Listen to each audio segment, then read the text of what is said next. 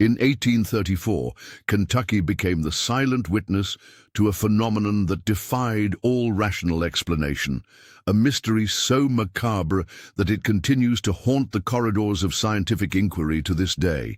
The twins, born under a blood moon, manifested peculiarities that no medical textbook could ever categorize or explain. Before we begin, make sure to subscribe to the channel and comment where you're watching from. Frost clung to the brittle grass as John Smith's weathered wagon creaked to a halt at the edge of Pine Hollow, Kentucky. The traveling preacher adjusted his worn collar against the biting November wind, his weathered face a map of concern as he gazed at his 9-year-old daughters huddled beneath a threadbare blanket. The twins were as different as night and day, despite their identical age. Mary Smith trembled with fever, her small face flushed and damp, while Sarah Smith sat unnaturally still, her piercing eyes scanning the unfamiliar landscape with unsettling intensity. "We've arrived, girls," John whispered, his voice carrying the gentle authority that had comforted countless congregations across the countryside. "The Lord has guided us to this place." The townsfolk emerged from their homes and shops, curiosity drawing them toward the newcomers. Mrs. Johnson, the baker's wife, approached with a hesitant smile that faltered when Sarah's gaze met hers. The child's eyes seemed to peer straight through her, as if reading secrets written on her soul. "Welcome to Pine Hollow," offered Reverend William Brown, extending a hand that smelled faintly of spirits despite the early hour. "We received your letter. The church has been without proper guidance since Reverend Hayes passed." John nodded gratefully, though his attention remained fixed on Mary as she coughed weakly.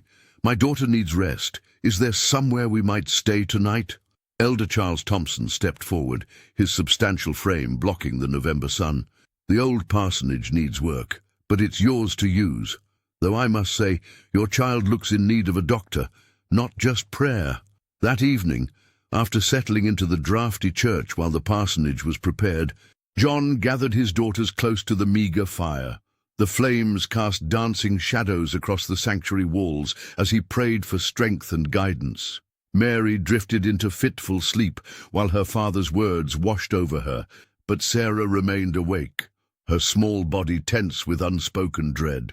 "What troubles you, child?" her father asked, and stroking her hair.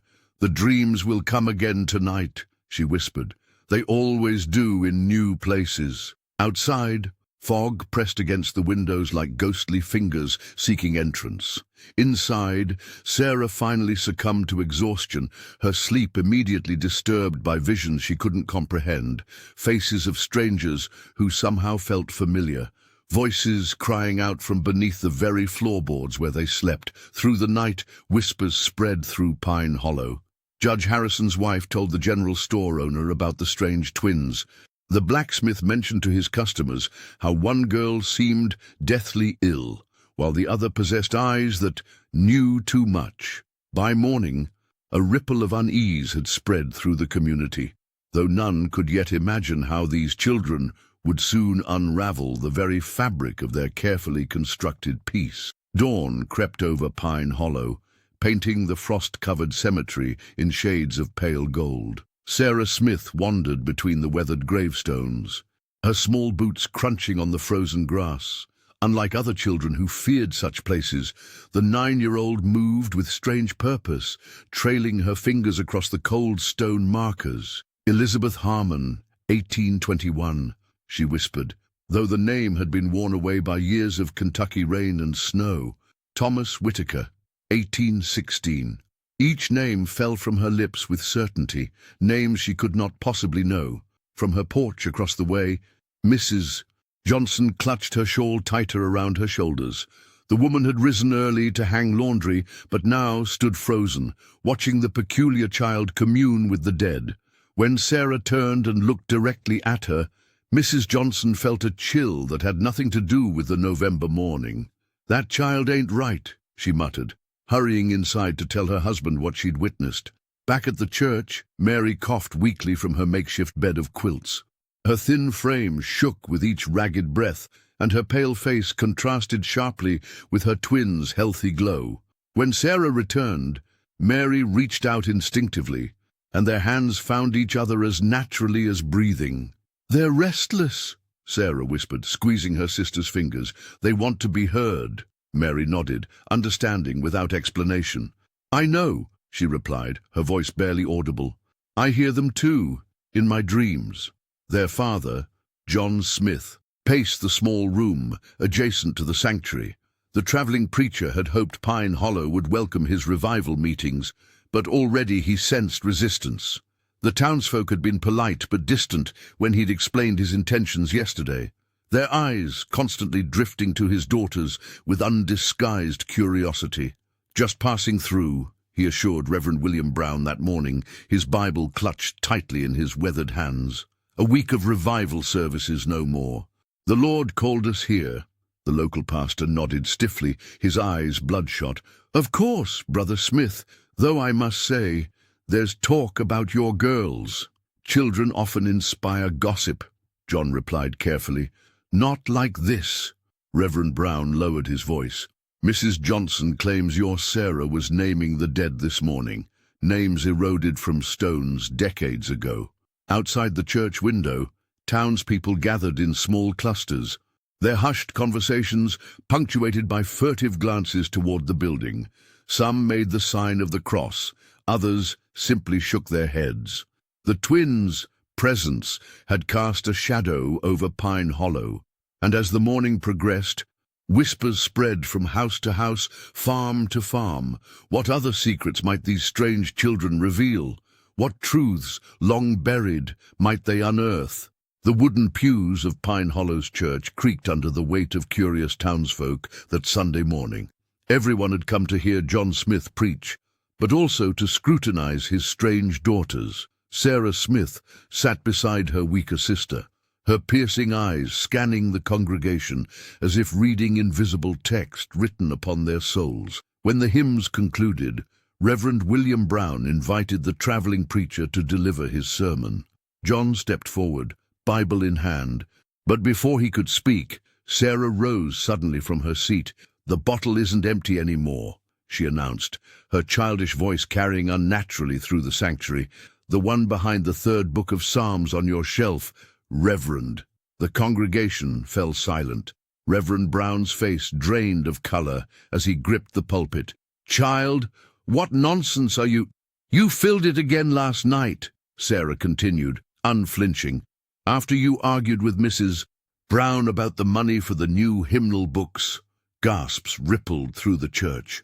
The pastor's struggle with spirits wasn't entirely unknown, but was never spoken of openly, certainly not by a 9-year-old stranger who had arrived just days ago. "Witchcraft," Mrs. Johnson whispered loudly, clutching her bonnet. "No child could know such things." Mary coughed weakly beside her sister, her feverish eyes darting nervously around the room. "Sarah, please," she whispered, tugging at her twin's sleeve. But Sarah wasn't finished. She turned toward Elder Thompson in the front pew. "And you, sir, the coins you counted twice weren't all meant for the collection plate." The elder sputtered indignantly as murmurs grew louder. Women pulled their children closer. Men exchanged dark glances. "That's enough," John Smith intervened, placing protective hands on his daughter's shoulders. His voice remained steady despite the hostility building in the room. "My daughter sometimes speaks without thinking. I apologize for any offense." "This is more than offense, Smith." Reverend Brown had recovered enough to find his authority. "This borders on devilry." "Not devilry," Sarah replied calmly. "Just truth that wants to be heard."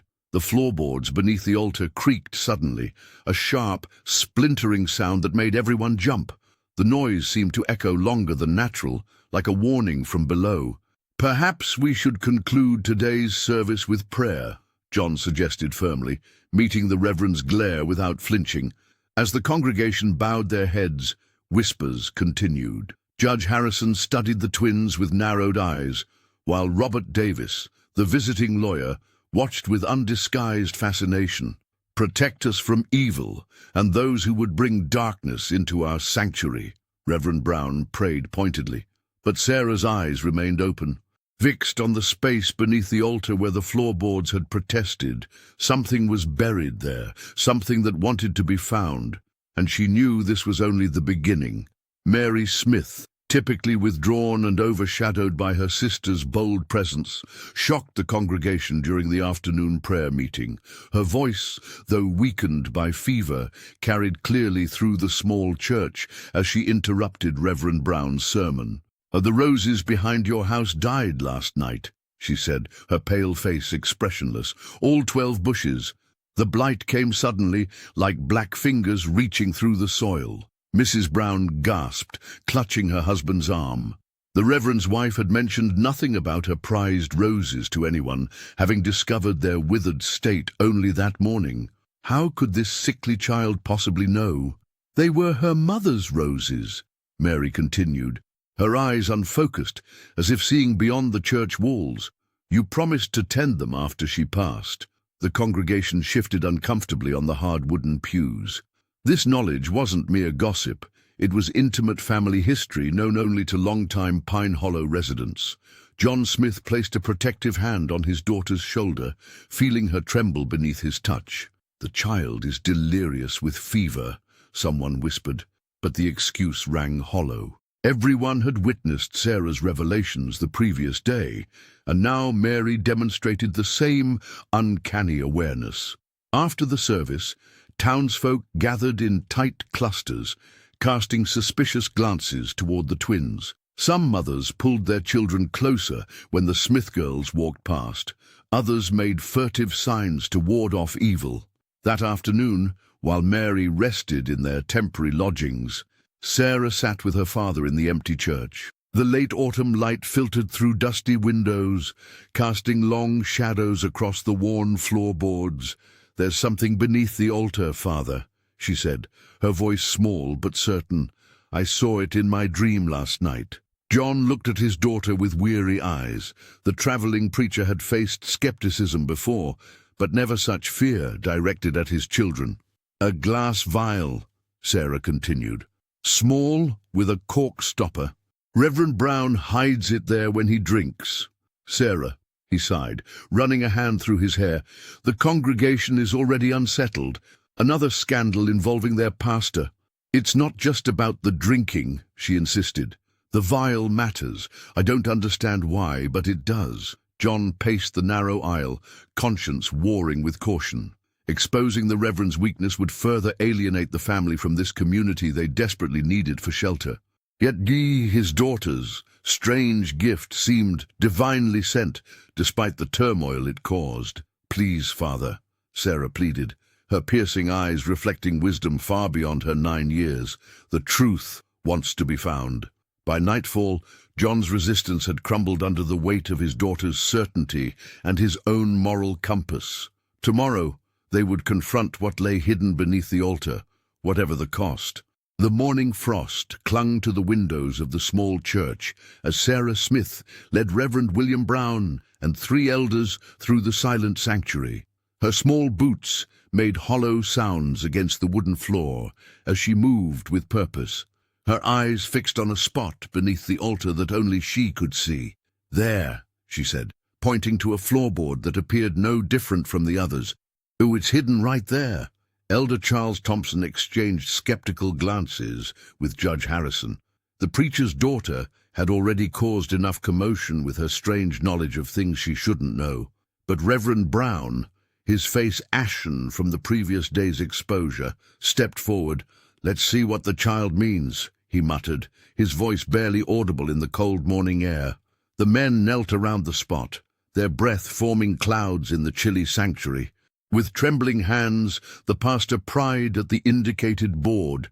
It gave way with surprising ease, revealing a small cavity beneath. Sarah stood back, her face a mask of grim satisfaction as Elder Thompson reached into the darkness and withdrew a dusty bottle. "Lord have mercy," Judge Harrison whispered, recognizing the unmarked glass container of spirits, exactly where the 9-year-old had said it would be. Reverend Brown's face crumpled as the evidence of his secret vice lay exposed before the church elders. But Sarah's attention had already shifted, her thoughts turning to her sister. "This is just the beginning," she said, her voice carrying an authority far beyond her years. "There are deeper secrets beneath your feet." Back at their temporary lodging, Mary's condition had deteriorated. John Smith sat beside his daughter, pressing cool cloths to her burning forehead as she tossed beneath the thin blankets.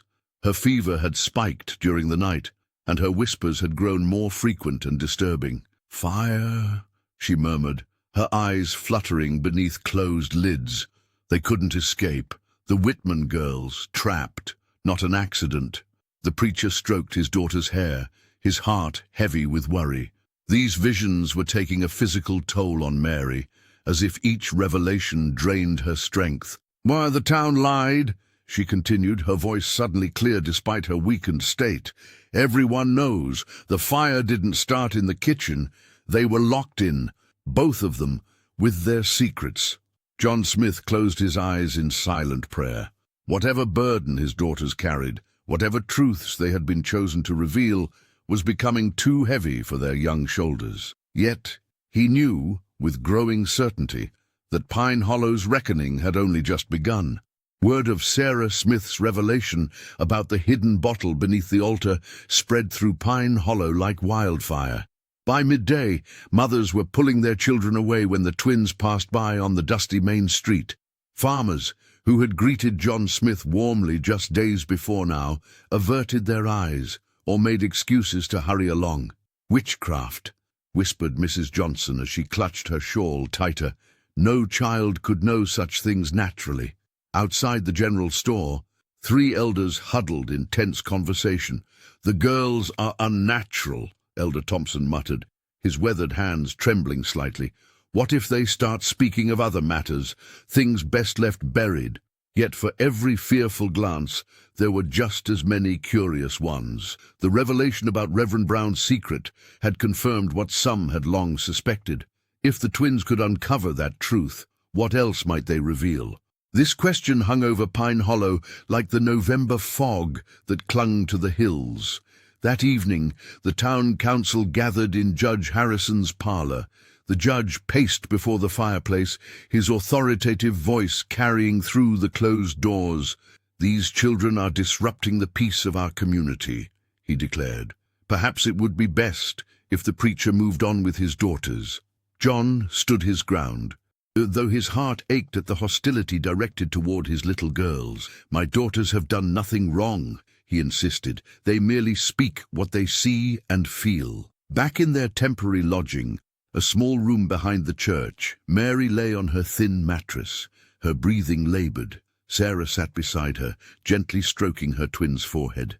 "They're afraid of us," Mary whispered, her voice barely audible. Sarah nodded, her piercing eyes reflecting the candlelight.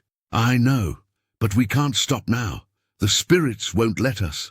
"I'm scared, Sarah," Mary confessed. "The dreams are getting worse." Sarah took her sister's hand, feeling the heat of fever through her skin. "We'll face it together," she promised. "Whatever comes, I'll be right beside you." But as darkness settled over the hollow, Sarah's brave words belied her inner turmoil. She stared out the small window at the moonlit cemetery, where weathered gravestones stood like silent sentinels. Something was stirring in the shadows of Pine Hollow, something that had remained hidden for 16 years. Sarah pulled her blanket tighter, dreading what visions might come with sleep. Tomorrow would bring new revelations, new accusations, and deep down she feared that neither she nor the town was ready for what lay buried beneath years of silence. The arrival of Robert Davis in Pine Hollow stirred the already troubled waters of the small Kentucky town. The lawyer dismounted from his horse with practiced ease, his leather satchel worn from years of travel and investigation. Townsfolk eyed him suspiciously as he made his way to the local establishment, his city clothes and confident stride marking him immediately as an outsider. Robert Davis had heard whispers about Pine Hollow, tales of strange disappearances and unexplained deaths that had plagued the community for years. Most intriguing was the case of Marcus White, a merchant who had vanished without trace 16 years prior, leaving behind a prosperous business and unanswered questions. "I'm looking into the disappearance of Marcus White," the lawyer announced to the group of elders gathered at the general store. His words fell like stones in still water, creating ripples of discomfort. Elder Charles Thompson's hand trembled slightly as he set down his cup, while Judge Harrison's face hardened into an impenetrable mask. "That business is long settled," the judge replied, his authoritative tone brooking no argument. White abandoned his affairs and left town, nothing more to it. From her hiding place behind stacked barrels, Sarah Smith observed the exchange with growing unease. The 9-year-old felt a familiar chill creep up her spine, the same sensation that accompanied her visions. The mention of Marcus White had stirred something in the shadows of her mind, fragments of dreams that hadn't yet coalesced into coherent images. 16 years is a long time to leave matters unsettled, Davis persisted, his eyes scanning the uncomfortable faces around him, especially when his family in Louisville never heard from him again. The lawyer's questions continued throughout the day as he methodically interviewed townspeople. Each inquiry was met with evasion or outright hostility. By evening, the atmosphere in Pine Hollow had grown as heavy as the fog that rolled in from the surrounding hills. Sarah slipped away from her father's watchful eye and made her way to the cemetery. Standing among the weathered gravestones, she closed her eyes, allowing the whispers of the dead to wash over her. A name formed in her mind, Marcus, accompanied by flashes of terror and betrayal. "He's buried here," she whispered to herself, but not under his name. The weight of this knowledge pressed down on her small shoulders. Sarah knew the traveling lawyer sought answers she could provide, yet revealing them would further unravel the fragile peace of Pine Hollow. As darkness fell, she hurried back to the church where her father and sister waited, the spirits of the unjustly silenced trailing in her wake, demanding to be heard. Thunder cracked across the night sky as Mary Smith bolted upright in bed, her small frame racked with sobs.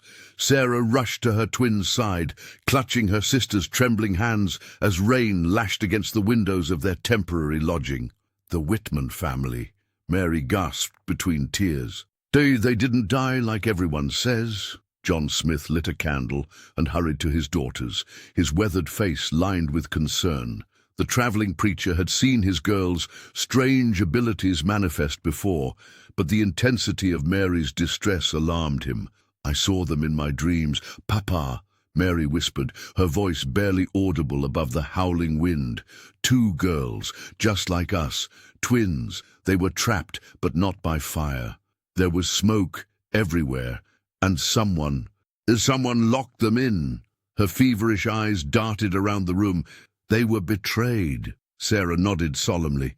"I've seen them too. They're trying to tell us something." By morning, John paced their small room, torn between his duty as a father and his obligation to the truth. The townspeople already viewed his daughters with suspicion. Revealing another vision would only intensify their isolation. Yet the weight of Mary's revelation pressed upon his conscience. With reluctance, he sent word to Reverend William Brown and Judge Harrison, requesting their presence at the church. The men arrived as afternoon shadows lengthened across the cemetery. Inside the sanctuary, Mary sat pale and exhausted, while Sarah stood protectively beside her. John's hands trembled slightly as he recounted his daughter's vision. "Mary believes the Whitman tragedy wasn't an accident," he explained. "She sees 2 girls, twins like my daughters, who died not from fire, but from deliberate harm." Judge Harrison's face hardened. "This is preposterous. That fire was investigated thoroughly." "Was it?" Sarah challenged, her piercing gaze causing the judge to shift uncomfortably. Reverend Brown wiped sweat from his brow despite the November chill. "These are just nightmares, disturbed fantasies from a sickly child." Mary coughed weakly before speaking. "I know where evidence can be found. Behind the old parsonage, beneath the rose bushes." The men exchanged glances, their expressions a mixture of disbelief and fear. John recognized that look, the moment when certainty crumbles and doubt takes root. "My daughters have been right before," the preacher reminded them quietly, As thunder rumbled in the distance, the boundaries between nightmare and reality seemed to blur. Judge Harrison tugged at his collar while the Reverend stared at the floor, neither man willing to meet the twins' eyes. "We'll consider investigating," the judge finally muttered, though his tone suggested otherwise.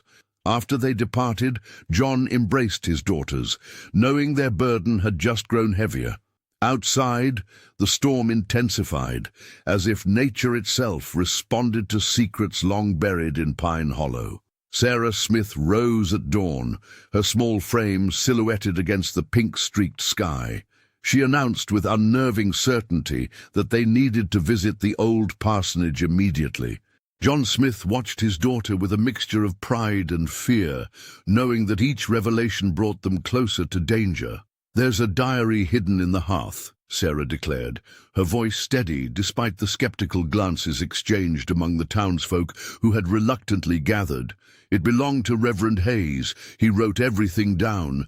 Judge Harrison scoffed openly. "Child, that building has been abandoned for 8 years.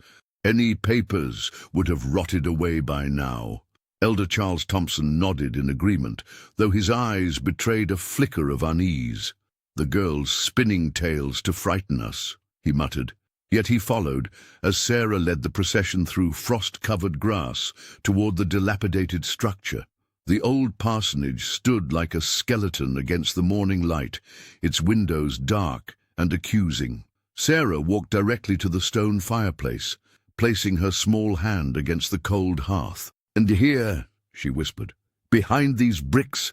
Reverend William Brown crossed his arms, his face a mask of contempt. "This has gone far enough. I won't have a child making mockery of our church's history." But Robert Davis, the lawyer, stepped forward with a determined expression. "I've come too far seeking answers to walk away now." He knelt beside Sarah and began examining the hearth. For hours, men took turns chipping at the mortar between the stones. The sun climbed high overhead as townsfolk drifted away, then returned, drawn by morbid curiosity. Mary watched from a distance, her frail body wrapped in blankets, her eyes never leaving her twin. When the back wall of the hearth finally gave way, a collective gasp rose from the crowd. Wrapped in oilcloth and tucked into a small cavity was a leather-bound journal, its edges blackened by fire, but its contents largely intact. "That's impossible," Reverend Brown whispered, his authority crumbling before their eyes. Judge Harrison took the book with trembling hands and began to read aloud. The diary contained Reverend Hayes' tortured confessions, detailed accounts of travelers murdered for their money, blood money that had funded the very church where the town worshipped each Sunday. "Our sanctuary," Mrs. Johnson sobbed, "built on the bones of innocence." The congregation stood frozen in horror as their spiritual foundation crumbled. Parents pulled children close, elders wept openly, and accusatory glances darted between neighbors who had worshipped side by side for decades. Sarah stood silent, her burden momentarily lightened as the truth transferred to those around her. Her father placed a protective hand on her shoulder, watching as Pine Hollow's carefully constructed facade began to crumble under the weight of its own sins. Elder Charles Thompson stood before the assembled crowd, his weathered hands trembling like autumn leaves. The revelation of the scorched diary had broken something in him, a dam of silence 16 years in the making. "The church," he began, voice cracking, "was built with blood money." His confession came in painful fragments, each word seeming to age him further. "Travelers passing through Pine Hollow, we took their belongings, their lives." The gathered townsfolk gasped as Charles described how he and other founding elders had ambushed wealthy travelers on the Kentucky roads, stealing their possessions before burying the evidence and the bodies beneath what would become their place of worship. "We justified it as God's provision," the elder whispered, tears carving paths down his leathery cheeks. "Said he was providing for his house." Judge Harrison, who had been standing rigid at the edge of the crowd, stepped forward. His face, normally a mask of stern authority, had drained of all color. The judge had presided over Pine Hollow's affairs for decades, yet now looked as though the ground beneath him had suddenly disappeared. "You're confessing to murder," he said, the words hollow with horror. "Multiple murders." Charles nodded, collapsing to his knees in the dirt. "The foundations of our sanctuary rest on their bones. God forgive us." The confession rippled through the crowd, transforming their beloved church from sacred refuge to monument of sin. Mothers pulled children closer. Men who had worshipped there every Sunday stared at the white steeple as if seeing it for the first time. Exhausted by the day's revelations, Sarah and Mary Smith slipped away from the chaos. The twins made their way to the cemetery, seeking quiet among the tombstones. Mary's fever had temporarily subsided, but her steps remained unsteady as she leaned against her sister. "They're all talking at once," Sarah whispered, referring to the voices only she and her sister could hear. "The dead and the living." Beneath an ancient oak tree, Sarah suddenly froze. The air around her grew unnaturally still, and Mary watched as her twins' eyes widened. "Mother," Sarah whispered. Though their mother had died years ago, Sarah could swear she heard her voice carried on the autumn wind. Clear as the day she'd last spoken to them. "Listen carefully, my daughters," the voice seemed to say. "What's been revealed is merely the beginning. The church's sins run deeper than stolen coins and hidden bodies." Mary clutched her sister's hand. "What does she mean?" Sarah shook her head, her piercing eyes scanning the horizon as if seeking answers in the gathering dusk. "I don't know, but I feel it too. Something worse remains buried." The twins stood silent. Two small figures among the gravestones, as Pine Hollow's foundations continued to crumble behind them. Sarah Smith's sleep offered no refuge anymore. Each night, her dreams grew more vivid, more terrifying. Faces of strangers, yet somehow familiar, appeared to her, their mouths open in silent screams. They showed her objects, places, fragments of memories that made no sense until daylight. "Father," she whispered one morning, her small hand trembling in John's larger one. "And I keep seeing a silver pocket watch. It's buried beneath the floorboards, right under the pulpit." John Smith looked at his daughter with concern. The strain of these visions was etching lines into her young face that no 9-year-old should bear. "That matches the rumors about Marcus White," Robert Davis said, when John reluctantly shared Sarah's vision. The lawyer had been investigating disappearances for weeks. He was known to carry his grandfather's silver timepiece. Never parted with it, word spread through Pine Hollow like wildfire. By noon, a crowd had gathered at the church, their faces a mixture of dread and morbid curiosity. "This has gone far enough," Reverend Brown protested, his voice cracking with strain. "We cannot desecrate the Lord's house based on a child's nightmares." But Elder Thompson, his conscience already fractured by guilt, stepped forward. "Let them look. If nothing's there, we can put this matter to rest." Sarah led them inside, her steps unwavering despite her fatigue. Mary followed, leaning heavily on their father's arm, her fever still burning. The twins exchanged a glance that spoke volumes. They both knew what lay beneath. "There," Sarah pointed to a spot before the altar.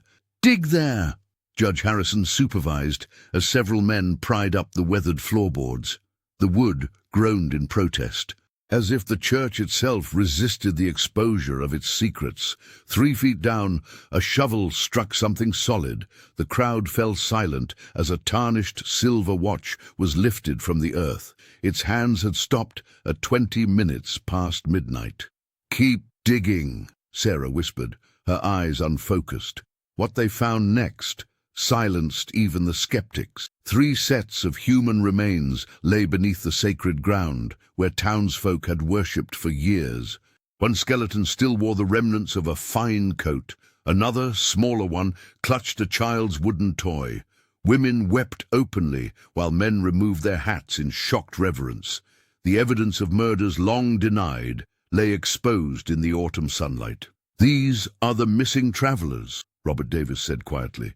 "The ones who never left Pine Hollow." As the bones were carefully removed, Sarah stood apart, her small shoulders bearing the weight of revelation. Through the hollow, The wind seemed to carry whispers of gratitude, souls long trapped, finally acknowledged. "They can rest now," she told Mary, who nodded weakly. "But there are others still waiting for truth." Mary Smith lay on her makeshift bed, her skin burning with fever as her father pressed a cool cloth to her forehead. The flickering candlelight cast long shadows across the small room they'd been given at the edge of town.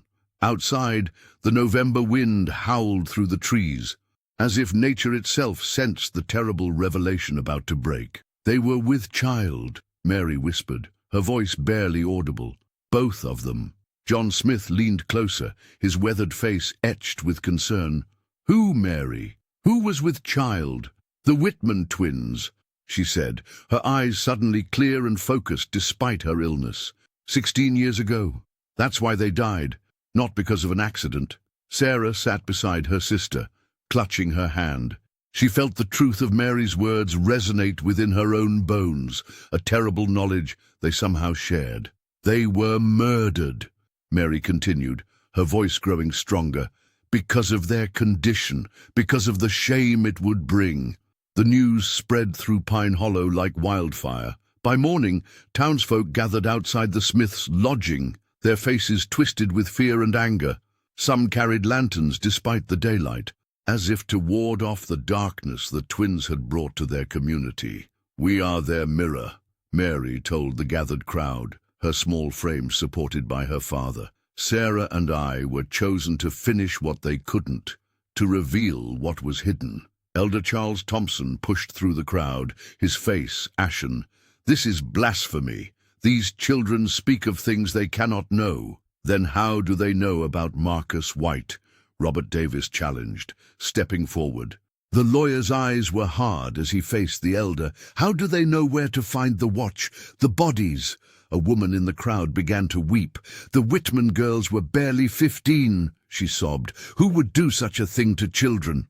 Judge Harrison attempted to restore order, his authoritative voice cutting through the chaos. "This is mere coincidence and hysteria.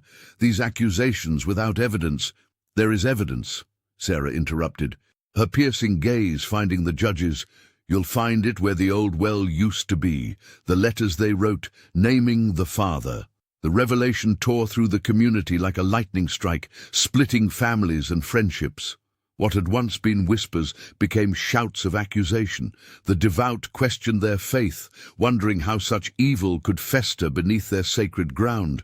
Reverend William Brown, once respected and feared, now stood alone as his congregation turned away. The twins' presence, initially tolerated as a curiosity, had transformed into something the townspeople viewed as a curse, a divine reckoning they weren't prepared to face. Judge Richard Harrison pounded his gavel against the wooden desk, his weathered face contorted with fury. The small courthouse in Pine Hollow had never been so crowded, with townsfolk pressed against every wall, their expressions a mixture of horror and fascination. "So this madness ends today," the judge bellowed, pointing an accusatory finger at John Smith. "You bring these children here, stirring up trouble with tales of murder and deceit. I'll not have it." John stood firm beside his daughters, his preacher's collar seeming to tighten around his neck. "My girls speak only what is shown to them, Your Honor. The evidence speaks for itself." The silver pocket watch and human remains, recovered from beneath the church, sat on display, wrapped in cloth at the front of the room.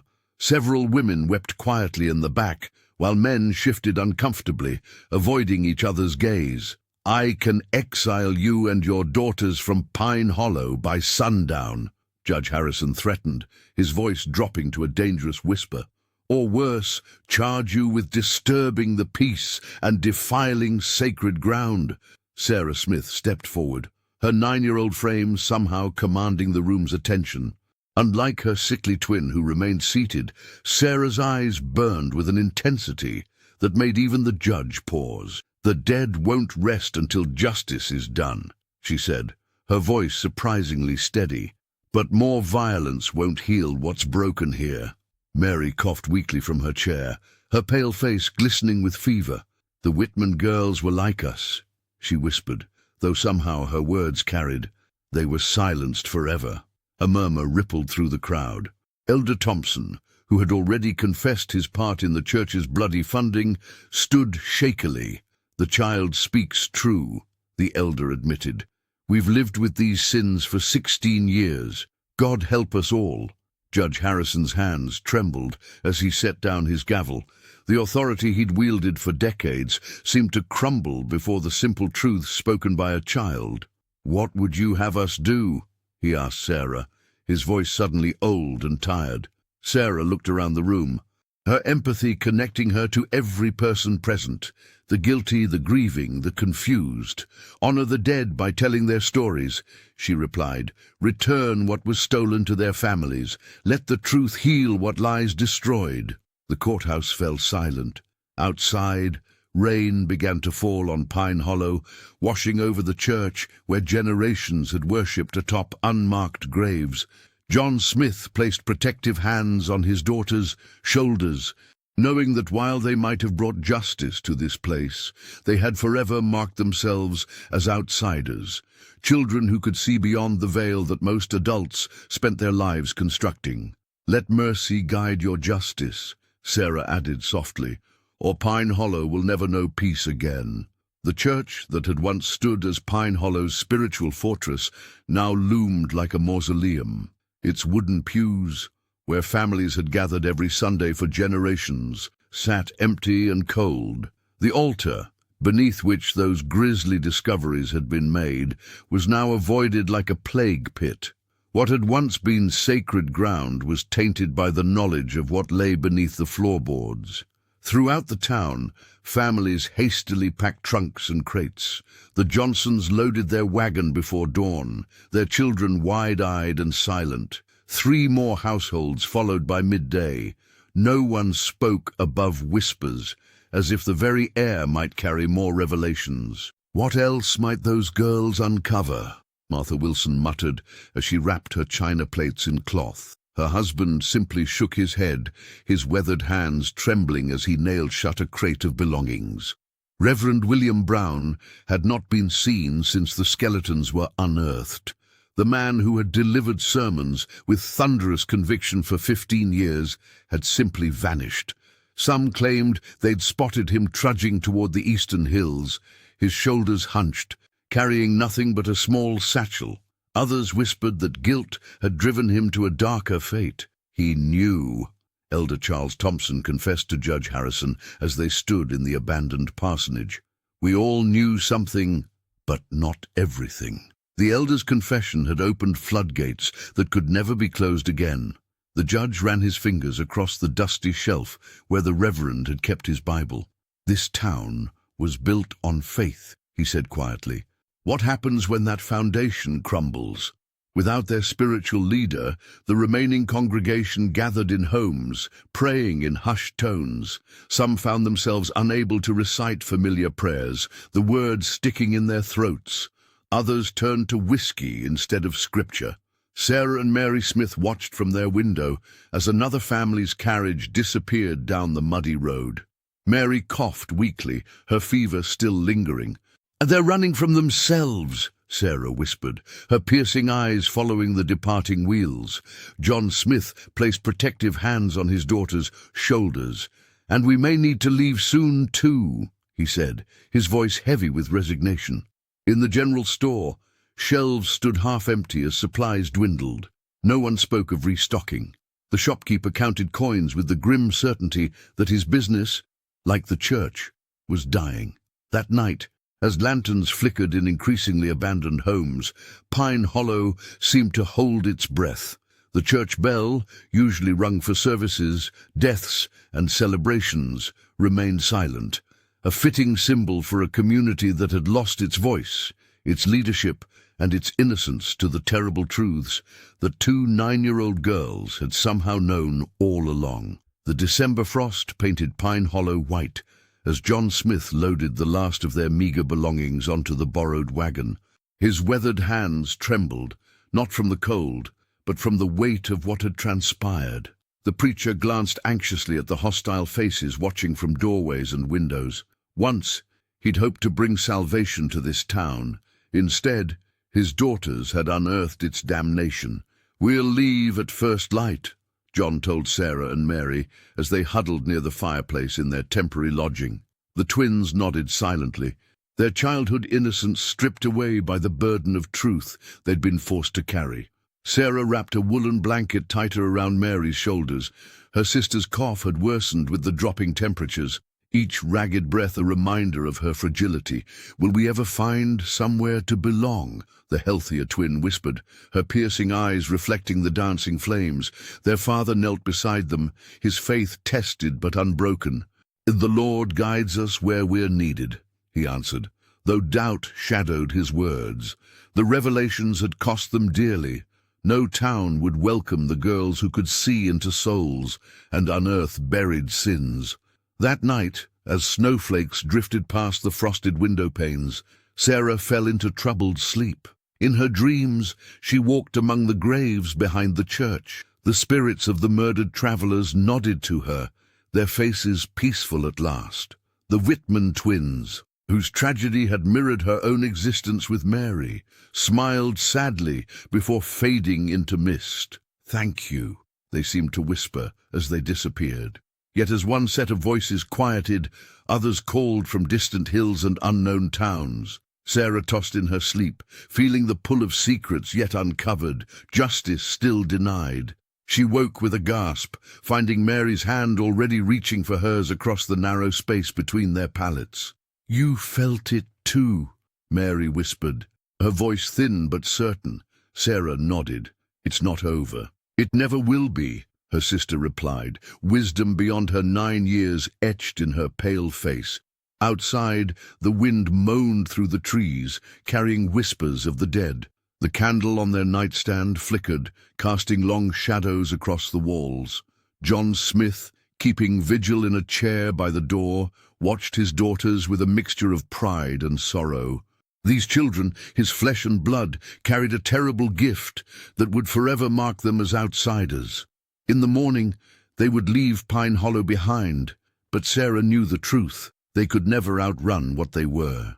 As she drifted back to sleep, her fingers still intertwined with Mary's, she felt the weight of unfinished business settling over them like the snow blanketing the troubled town. Judge Harrison stood on the courthouse steps, watching as another family loaded their belongings onto a wagon. His hands trembled slightly as he clutched the leather-bound book of law that had guided his decisions for 20 years. The tome felt heavier now, its certainties less absolute in the wake of what the Smith twins had revealed. "Another 3 families leaving before sundown," Sheriff Mills reported, his voice low and respectful despite the chaos around them. The judge nodded, his weathered face a mask of composure that belied his inner turmoil. He had sentenced men to hang with less doubt than he now felt about every judgment he'd ever rendered in Pine Hollow. 2 days earlier, Judge Harrison had ordered the exhumation of all remains found beneath the church floor. The evidence couldn't be denied. 3 skeletons, just as Sarah Smith had described, along with Marcus White's silver pocket watch. The town's most respected citizens now stood accused of murder and conspiracy. "I've done what the law requires," he told Robert Davis as the lawyer prepared his carriage for departure. 4 men will hang next month. 2 more will serve life sentences. Davis secured his documents in a leather satchel. "Justice delayed is still justice, Your Honor, though I wonder if you'll have enough townspeople left to witness the executions." The lawyer had arrived seeking answers about 1 disappearance, but departed with evidence of 6 murders spanning 16 years. His victory felt hollow as he surveyed the disintegrating community. "The law provides no comfort for this," Harrison confessed, gesturing toward the half-empty town. "How does a judge rule when the very foundation of his community was built on blood?" Robert climbed into his carriage, his expression grim. "I came to find the truth about Marcus White. I never imagined—" He paused, remembering Mary Smith's feverish descriptions of the Whitman girls. Fate. Those children saw what we couldn't, or wouldn't. Harrison watched as the lawyer's carriage disappeared down the muddy road. The same path John Smith and his daughters had taken 3 days prior, escorted to the county line for their protection. That night, alone in his chambers, The judge penned letters to neighboring counties, warning of Pine Hollow's crimes. The candle burned low as he documented everything, the confessions, the evidence, the supernatural insights of two 9-year-old girls that had unraveled 16 years of carefully maintained lies. When dawn broke, Harrison sealed the final envelope with wax. Justice had been served, but his soul found no peace. The weight of complicity, of having lived among murderers and never seeing the truth, would follow him to his grave. Outside his window, Pine Hollow continued to empty, its people scattering like leaves before a storm. Sarah and Mary Smith trudged along the muddy Kentucky road, their small hands clasped tightly together as they had been since birth. The November wind whipped their dresses around their ankles, but the twins barely noticed the cold. Behind them, Pine Hollow grew smaller with each step, the broken church steeple still visible against the grey sky, like an accusing finger pointed heavenward. Sarah glanced back once, her piercing eyes taking in the ghostly hills that had harbored so many secrets. The weight of the dead seemed lighter now, their voices quieter in her mind. Beside her, Mary coughed weakly, her pale face flushed with lingering fever, yet there was a newfound peace in her expression. "Don't look back," John Smith whispered, his voice hoarse from nights of prayer and days of defending his daughters. The traveling preacher's shoulders sagged beneath his worn coat, the Bible clutched in his hand like a shield. God has a purpose for us elsewhere. This is just the beginning of our journey. The father's words hung in the air, a promise he desperately wanted to believe. The wagon creaked behind them, carrying their meager possessions, clothes, books, and a small wooden cross that had once hung in the parsonage. Everything else they'd left behind, including the reputation that now followed them like a shadow. "Will anyone ever understand what we did, Father?" Sarah asked, her voice carrying the wisdom of someone far beyond her 9 years. John placed a weathered hand on his daughter's shoulder. "The Lord understands. That's enough." Mary stumbled slightly, and both her sister and father moved instinctively to steady her. The frail twin had grown weaker during their final days in Pine Hollow, the burden of her visions taking a physical toll. Yet her eyes shone with the certainty that their work there was complete. "The dead can rest now," she whispered, squeezing her sister's hand. As they crested the hill, mist swirled around their ankles, enveloping them like a protective shroud. Behind them, Pine Hollow seemed to exhale, as if the land itself had been holding its breath. The church that had been built on blood money and deception stood empty now, its congregation scattered by the truth the twins had unearthed. The revelations about the Whitman family, the skeletons beneath the floorboards, and Elder Thompson's confession had left scars that would never fully heal. Yet somehow, the pain had been necessary, like lancing a wound to release the poison. The twins disappeared into the mist, two small figures followed by their faithful father, leaving behind a town forever changed. Their legacy wasn't in monuments or accolades, but in the silence they left behind, a silence no longer filled with the whispers of the unquiet dead. Pine Hollow withered like a forgotten memory over the passing years. The once bustling church, where terrible truths had been unearthed, stood abandoned, its wooden beams gradually yielding to nature's reclamation. Vines crept through broken windows, and wildflowers pushed through the floorboards that had once concealed such darkness. The cemetery, where Sarah Smith had first sensed the restless dead, became overgrown with tall grasses that whispered secrets to the wind. Yet the legend of the twins lived on. In taverns and general stores throughout Kentucky, travelers exchanged hushed stories of two young girls who had dismantled an entire community with nothing but their strange sight.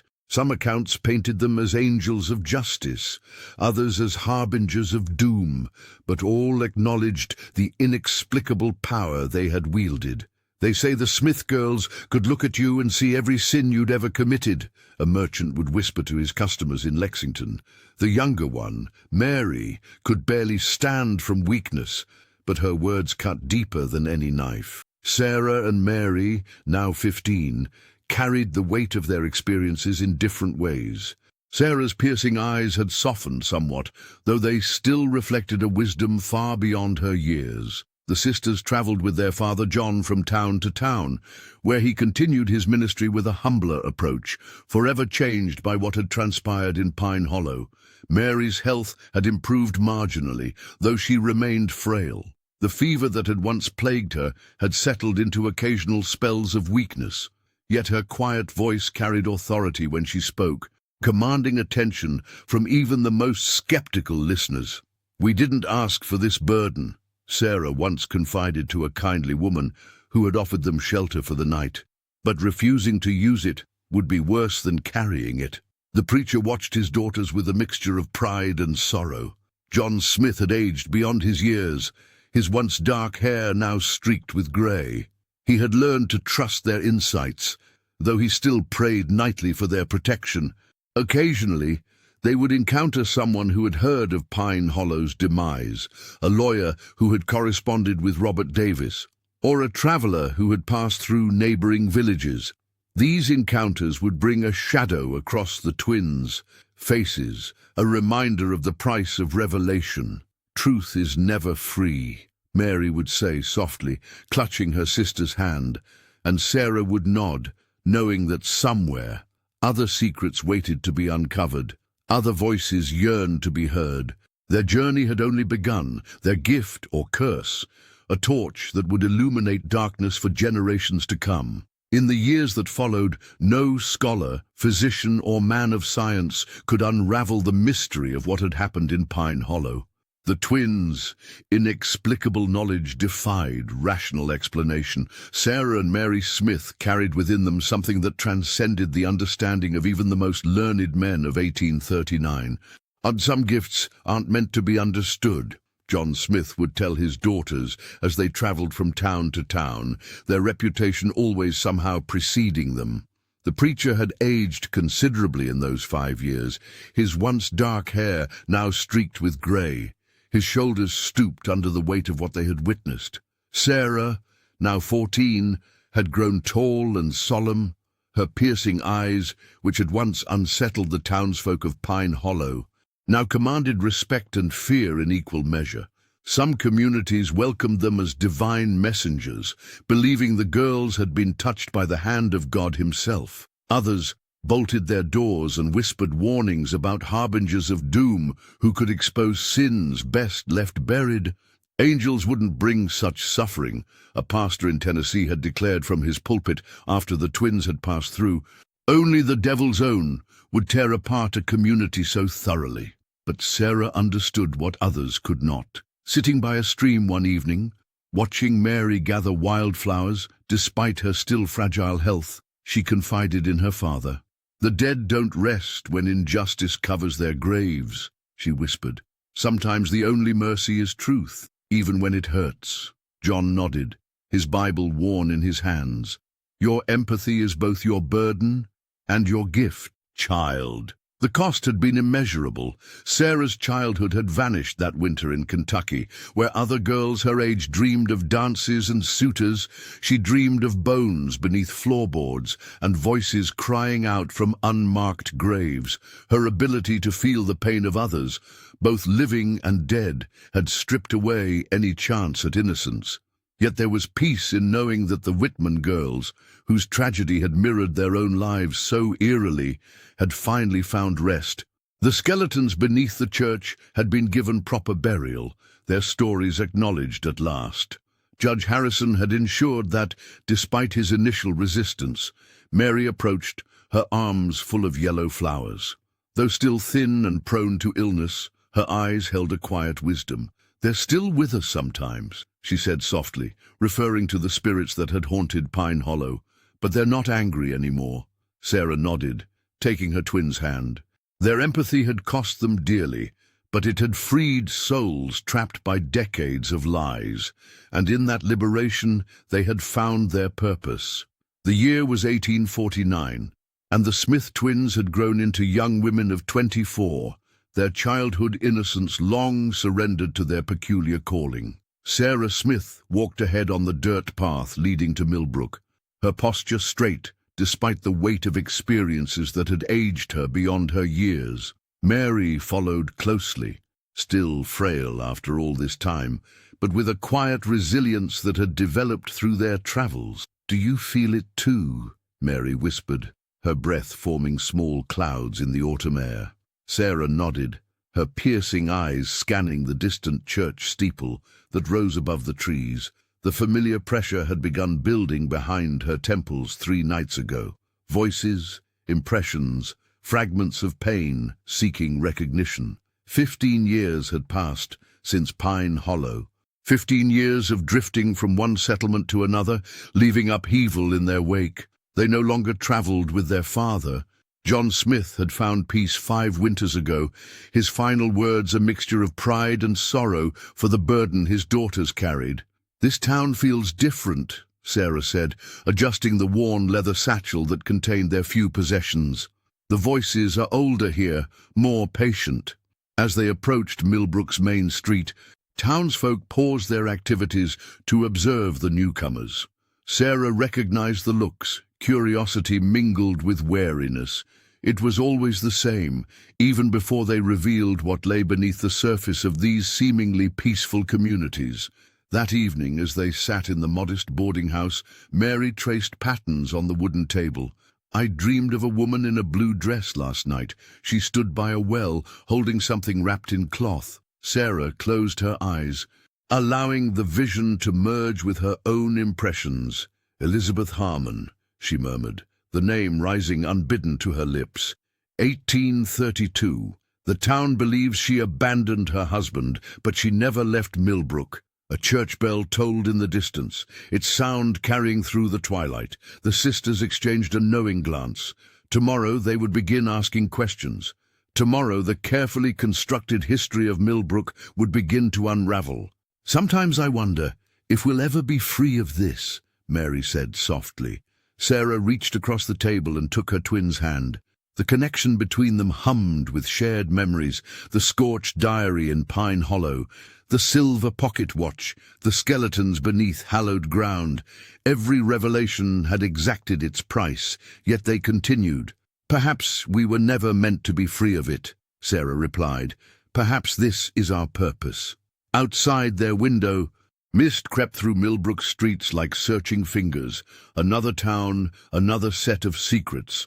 The cycle continued, for some truths, once unearthed, could never be hidden again, and the dead would always find a way to speak through those who could hear them.